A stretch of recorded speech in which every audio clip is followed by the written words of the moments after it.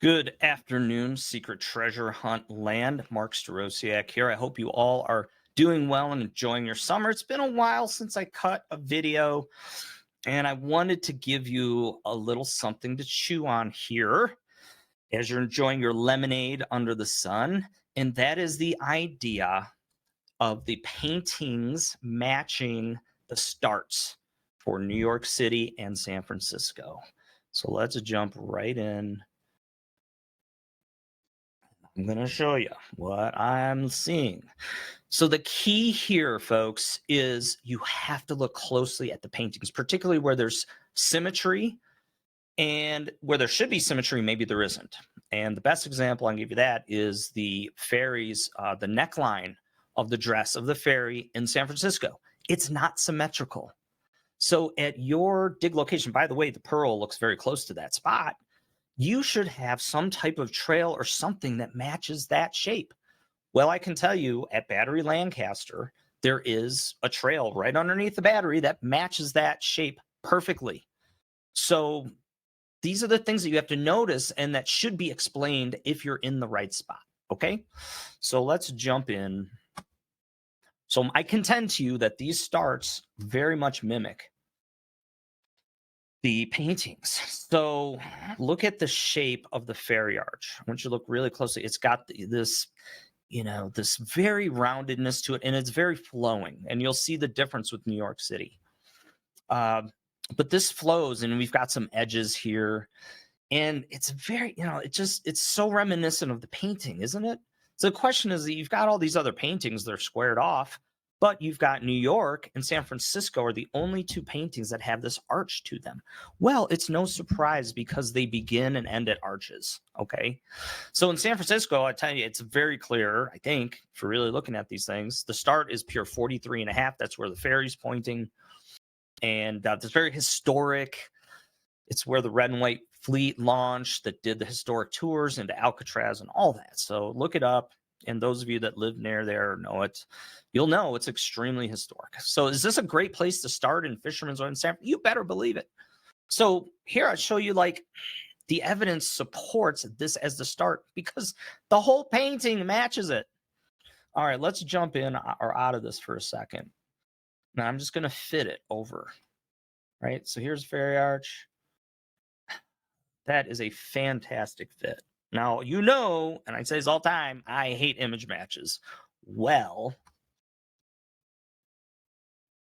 image matches, I think at the start and at the end are very probable. And you better have those, in fact.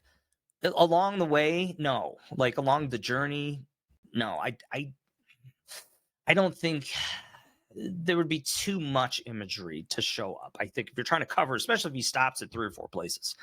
So logically, I think it does make sense that the paintings would have either or the start and finish. So here I'm showing you this is an incredible fit. I don't know if you've looked that closely, but yeah, the roundedness and note the roundedness of the fairy arch to this painting.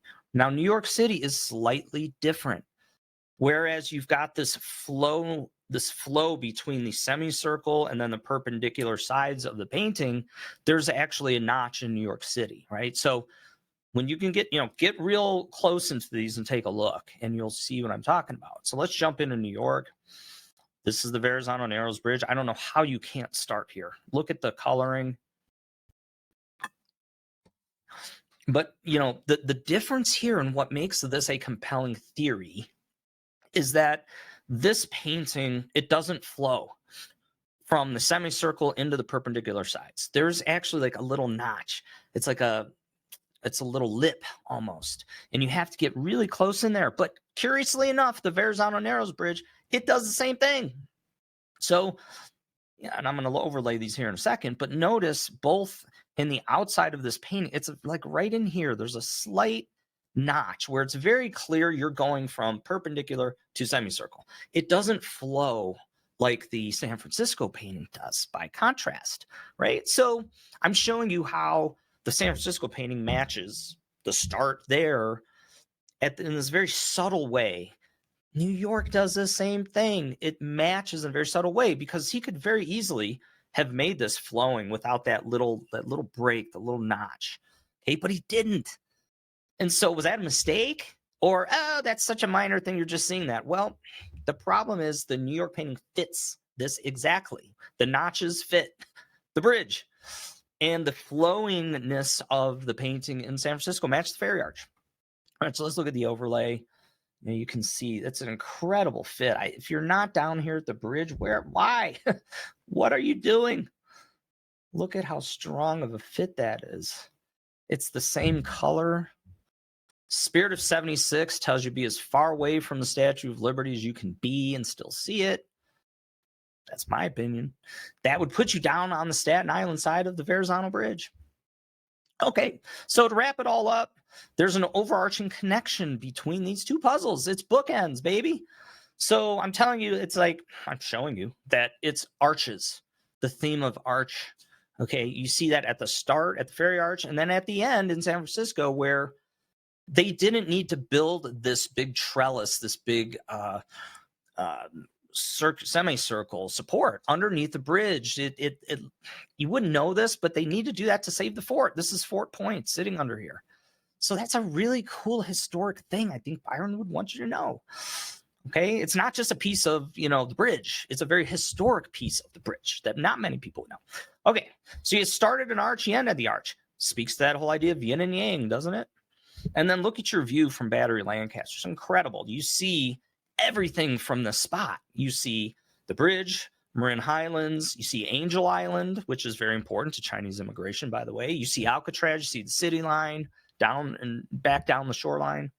So in New York, same thing. At Von Briesen Park, a stone's throw away from the bridge, you get this view. So it's the same view as San Francisco, but in reverse. You've got this historic bridge and then a fort underneath. That's actually, you can see it down here, Fort Weed.